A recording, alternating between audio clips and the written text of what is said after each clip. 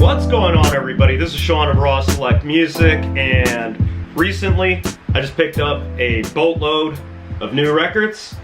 And since I haven't really been listening to one record in particular as of late, certainly not enough to do a review on one at the moment, I figured, what the hell, I'll go with my staple of easy YouTube comment and talk about some of the records that I just bought. But I do have some gems that I wanted to share with you guys, and I think there's definitely some music worth talking about.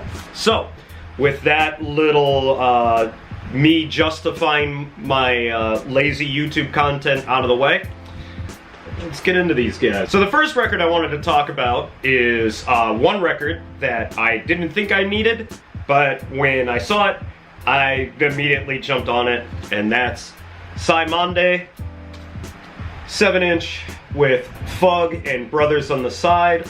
Brothers on the Slide, sorry, excuse me.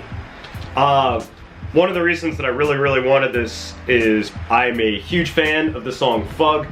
I think it is an essential piece of up-tempo funk. It's got a great groove to it, and it's also got an amazing horn and saxophone line in it.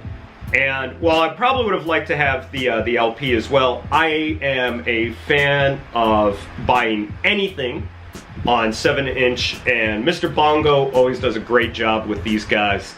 So yeah, when I saw that this dropped on 7-inch, I knew I'd pick this guy up. So happy to have this in my collection. And then next up is a funk record I don't really know all that much about. It's a Tramp Records reissue, and I don't know the flip side on this one, but I bought it because of this track. Let's see if I can get it to fucking zoom there. No, it's not gonna work. Alright, no focus. My apologies. But anyways, this is Funky Washing Machine. There we go, kinda got it. Funky Washing Machine, and I'm always interested in hearing deep funk that, you know, still takes the basis of what, you know, late 60s James Brown did, but sort of do something different with it. And while I can't really remember the sound of this record off the top of my head, I do remember it being kind of a weird record, and I'm always a fan of anything that's weird and funky, so happy to have this in my collection. And then, speaking of 7-inches, these guys you have to jump on almost immediately because they sell out basically instantaneously in Japan, and that's Dusty Donuts. And if you're unfamiliar with this label, I'm not entirely sure where they're based out of. Pretty sure it's a UK thing. They take classic samples and either remix them by adding drums. In the case of this other one that I have, which took the classic Detroit folky soul song Sugar Man and just added some nice drums to it.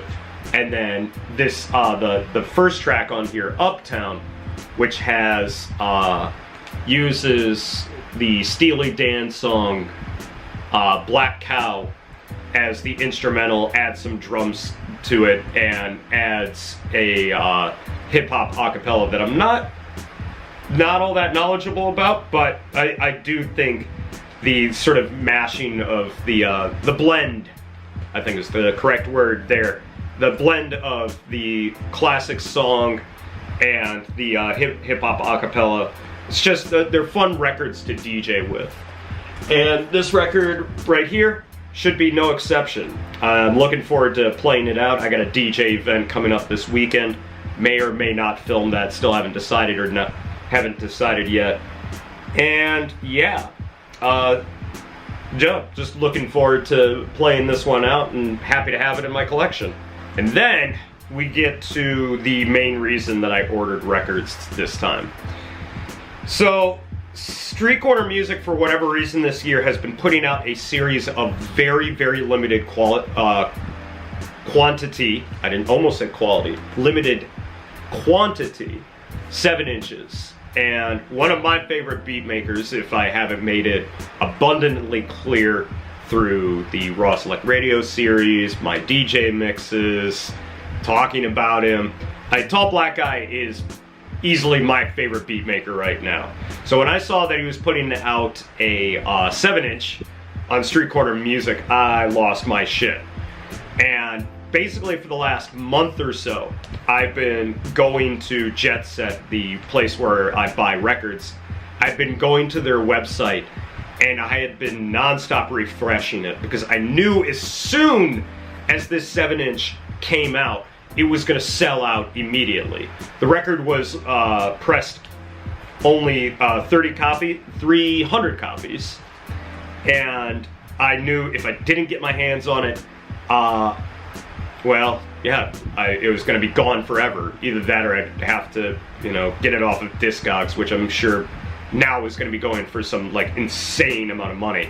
But anyways, the track is Tall Black Guy's remix of Flavor in Your Ear by Craig Mack.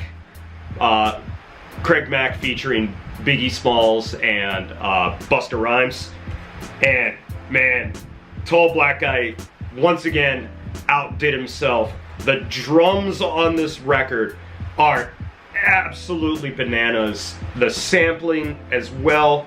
Like, nobody does it like Tall Black Guy, I gotta say. And really happy to have grabbed this before before it had completely sold out, because this was just one of those records I needed more than everybody else.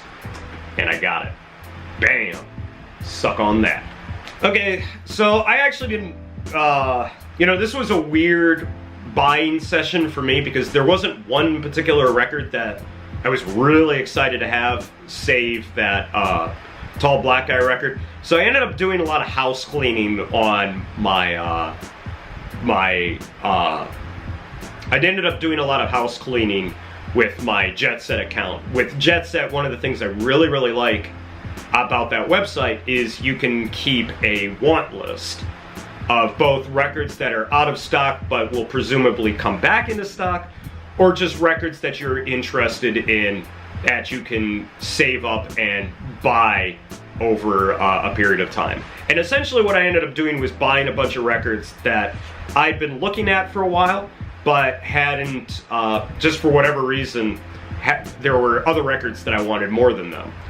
So, that being said, one of those guys was this record right here. Kendrick's Keepsakes, released on Melting Pot Music.